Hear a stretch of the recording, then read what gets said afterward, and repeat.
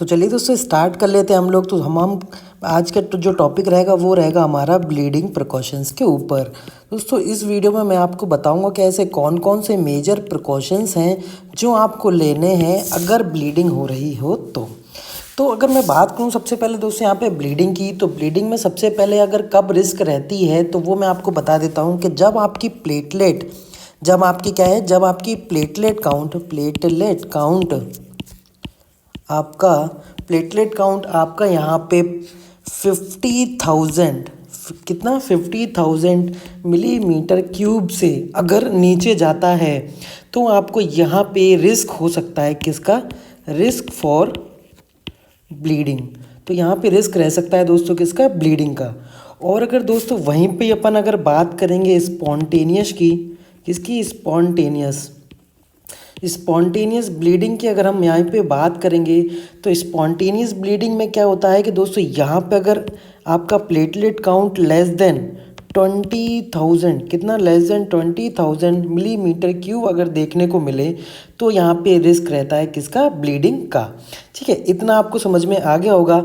अब यहाँ पे दोस्तों बात करते हैं कि यहाँ पे आपको कौन कौन से प्रिकॉशंस हैं जो लेने हैं किसको, ब्लीडिंग को प्रिवेंट करने के लिए। तो सबसे पहले यहाँ पे प्रिकॉशंस यानी सीधा अपन लिख सकते हैं कि यहाँ पे सीधा लिख सकते हैं कि प्रिकॉशंस आपको क्या क्या लेने हैं। तो अगर मैं सबसे पहले नंबर की अगर मैं बात करूँ यहाँ पे दोस्तों, तो यहाँ पे मॉनिटर करना है किसको, मॉनिटर करना है लेबोरेटरी की जो वैल्यूज़ हैं, लेबोरेटरी वैल्यूज़ को वो आपको यहाँ पे मेज़र करते रहना है। क्यों, क्योंकि अगर आप मॉनिटर करेंगे लेबोरेटरी वैल्यूज़ को तो आपको पता रहेगा कि यहाँ पे आपका जो प्लेटलेट काउंट है वो कितना है और कितने से आपको रिस्क रह सकता है ब्लीडिंग का। तो फर्स्ट पॉइंट अपना ये हो जाएगा। साथ में दोस्तों सेकेंड आपको क्या करना है, यहाँ पे अवॉइड करना है, किसको अवॉइड करना है, आपके जो रेजर्स होते हैं ना, ब्लेड वाले रेजर्स को आपको यहाँ पे क्या करना है, अवॉइड करना है। और उसकी जगह आपको क्या करना है, यूज़ करना है किसको, इलेक्ट्रिक के जो यहाँ पे दोस्तों यहाँ पे रेजर्स आते हैं ना, इलेक्ट्रिक रेजर्स को, उनको आप यहाँ पे यूज़ करना है। ब्लेड वाले जो रेजर्स हैं उनको यहाँ पे अवॉइड करना है। और अगर मैं थर्ड पॉइंट की अगर यहाँ पे बात करूँ तो थर्ड पॉइंट पे आपको जो सॉफ्ट जो टूथ ब्रश होते हैं ना दोस्तों, सॉफ्ट टूथ ब्रश आपको क्या करने हैं, यूज़ करने हैं। क्योंकि सॉफ्ट टूथ ब्रश यूज़ करेंगे तो यहाँ पे आपके जो मसूड़े हैं, जो यहाँ पे गम्स हैं, वहाँ से ब्लीडिंग आपको नहीं देखने को मिलेगी। और आपको क्या अवॉइड करना है, अवॉइड आपको यहाँ पे करना है विग्रस जो ब्रशिंग होती है उसको आपको यहाँ पे अवॉइड करना है। मतलब तेज यहाँ पे आपको नहीं करना है, टीथों को विग्रसली अवॉइड करना है। साथ में अगर यहाँ पे फोर्थ पॉइंट की अगर मैं बात करूँ तो फोर्थ पॉइंट पे आपको जो यहाँ पे टूथ पिक्स है ना, तो उसको क्या करना है, अवॉइड करना है, अवॉइड टूथ पिक्स। तो टूथ पिक्स क्या है दोस्तों, आप जब भी आप खाने के बाद हमेशा टूथ पिक्स यूज़ करते हैं टीथ वगैरह को थोड़ा क्लीन करने के लिए, तो वो चीज़ आपको यहाँ पे यूज़ करनी है, वरना आपको गम्स के बीच में से ब्लीडिंग जो है वो देखने को मिल सकती है और ऑलरेडी जो है वो रिस्क है किसका, ब्लीडिंग का। और दोस्तों यहाँ पे एक इम्पॉर्टेंट करके आप यहाँ पे स्टार मार्किंग करके यहाँ पे 3 स्टार करके आप लिख सकते हैं कि आपको अवॉइड करना है, किसको अवॉइड करना है, अवॉइड करना है कि आपको एस्प्रिन जो भी लेते हैं उस टाइम पे अगर आपको रिस्क फॉर ब्लीडिंग है तो एस्प्रिन को यहाँ पे अवॉइड करना है। और जो ऐसी मेडिसिन्स हैं डेट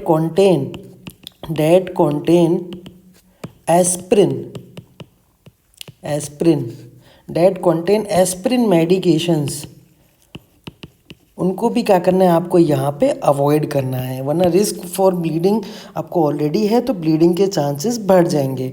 वहीं पे दोस्तों आपको अवॉइड करने हैं जो ड्रग्स होती हैं NSAIDs, जो ड्रग्स होती हैं उनको आपको यहाँ पे क्या करना है, अवॉइड करना है। अब दोस्तों NSAID की जो फुल फॉर्म अगर बात करें तो नॉन स्टेरॉयडल एंटी इन्फ्लामेटरी जो ड्रग्स होती हैं उनको आपको क्या करना है दोस्तों, यहाँ पे अवॉइड तो आई होप दोस्तों इतना आपको समझ में आ गया होगा। साथ में अगर 7 पॉइंट की बात करें तो आपको अवॉइड करना है, क्या करना है, डीप जो आईएम इंजेक्शन है, डीप इंट्रामस्कुलर इंजेक्शन है, उसको दोस्तों यहाँ पे क्या करना है, अवॉइड करना है। ठीक है, इतना आपको समझ में आ गया होगा। तो इससे कि अपन का ब्लीडिंग को क्या कर सकते हैं, प्रिवेंट कर सकते हैं। तो अब अगर अपन 8वें पॉइंट की अगर मैं बात करूं तो यहाँ पे जो भी इन्वेजिव प्रोसीजर्स होते हैं तो अवॉइड इन्वेजिव। इन्वेजिव का मतलब आपको मैं बता दूं कि इन्वेजिव प्रोसीजर्स कौन से होते हैं। जस्ट लाइक आपका यहाँ पे वो प्रोसीजर्स होते हैं इन्वेजिव, जैसे कि आपको आईवी लाइन लगा दी, सेंटर लाइन लगा दी, तो ये ऐसे प्रोसीजर्स हैं जो कि इन्वेजिव होते हैं, तो उनको आपको यहाँ पे अवॉइड करना है।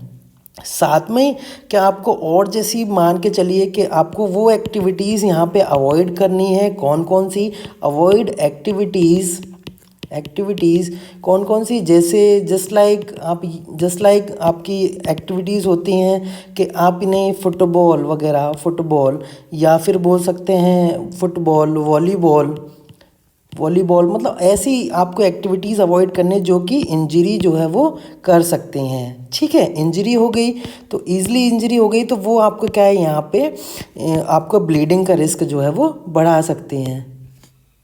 वहीं पे ही 10th पॉइंट की अगर मैं बात करूं तो आपको अवॉइड यहाँ पे अवॉइड करना है वो चीज़ें अवॉइड करनी है जो कि ओरल म्यूकोसा को डैमेज करती हों। तो अवॉइड ओरल म्यूकोसा डैमेज, तो उन चीज़ों से आपको जस्ट लाइक यहाँ पे एग्जांपल आपको फूड्स वगैरह हो गए जो कि ओरल म्यूकोसा को यहाँ पे वो डैमेज करते हैं, तो वो आपको यहाँ पे अवॉइड करने हैं। इसलिए अगर मैं 11th और पॉइंट की अगर मैं बात करूँ तो अगर कोई भी यहाँ पे जस्ट लाइक आपका पेशेंट है, अगर वो साइड रेल्स पे है तो यहाँ पे उसकी मतलब पेशेंट जो है वो बेड पे है तो उसकी साइड रेल्स क्या है दोस्तों, आपको अप करके रखनी है ना, और वो तो वहाँ गिरेगा नहीं, मतलब इंजरी नहीं होगी, जिस लाइक ऐसे आप यहाँ पे रख सकते हैं।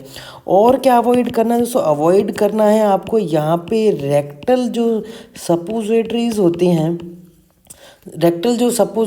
होती हैं वो आपको क्या करना है, यहाँ पे अवॉइड करनी है। जिस लाइक एनेमा हो गया वो भी अवॉइड करना है। और रेक्टल जो थर्मामीटर है वो भी आपको यहाँ पे अवॉइड करना है ताकि कोई भी रेक्टल में इंजरी यहाँ पे नहीं हो।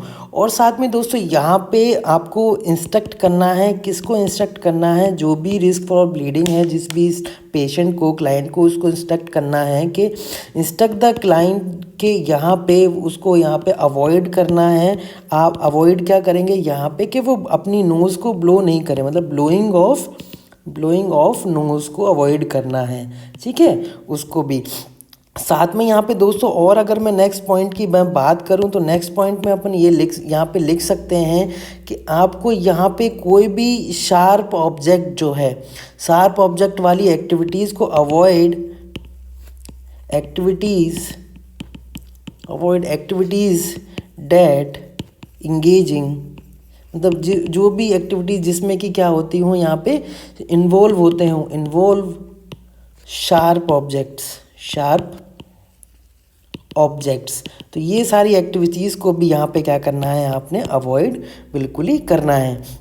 ठीक है, और तो अगर एक और चीज़ है यहाँ पे दोस्तों इम्पॉर्टेंट है कि यहाँ पे अगर कोई जो फीमेल है और फीमेल पेशेंट क्या है यहाँ पे मेंस्ट्रुएशन में है, मतलब मेंस्ट्रुएटिंग है, तो यहाँ पे मेंस्ट्रुएटिंग है तो उसके यहाँ पे आपको नंबर ऑफ जो पैड है दोस्तों वो यहाँ पे क्या करने हैं, आपको काउंट करने हैं।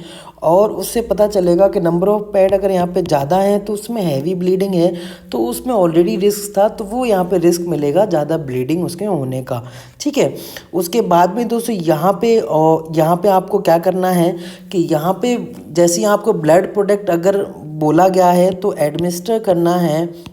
एडमिनिस्टर ब्लड प्रोडक्ट अगर प्रिस्क्राइब किया गया है ब्लड प्रोडक्ट अगर प्रिस्क्राइब किया है तो वो क्या करना है, यहाँ पे पेशेंट को एडमिनिस्टर करना है। दोस्तों ये जो थे वो आपको मैंने 15th पॉइंट ऑलरेडी बता दिए, जो कि यहाँ पे अपने रिस्क फॉर ब्लीडिंग, मतलब ब्लीडिंग को यहाँ पे दोस्तों जो है वो प्रिकॉशंस यहाँ पे लेने हैं, प्रिवेंट मेजर्स प्रिवेंशन करना है अगर ब्लीडिंग अगर किसी चांसेस में रिस्क रहता है तो।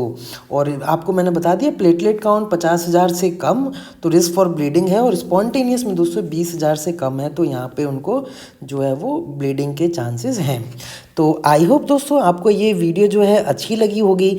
तो आप अपने अभी तक अगर मेरे जीतन ट्यूब चैनल को सब्सक्राइब नहीं किया है तो इसको सब्सक्राइब कर लीजिए, साथ में बेल आइकन को भी प्रेस कर दीजिएगा, ताकि ऐसी इंपॉर्टेंट वीडियोस दोस्तों जो है आगे भी आपको हमारे जीतन ट्यूब चैनल के माध्यम से देखने को मिलती रहे। तो अब हम मिलेंगे दोस्तों हमारी नेक्स्ट वीडियो में, तब तक के लिए दोस्तों आपका जय हिंद जय भारत।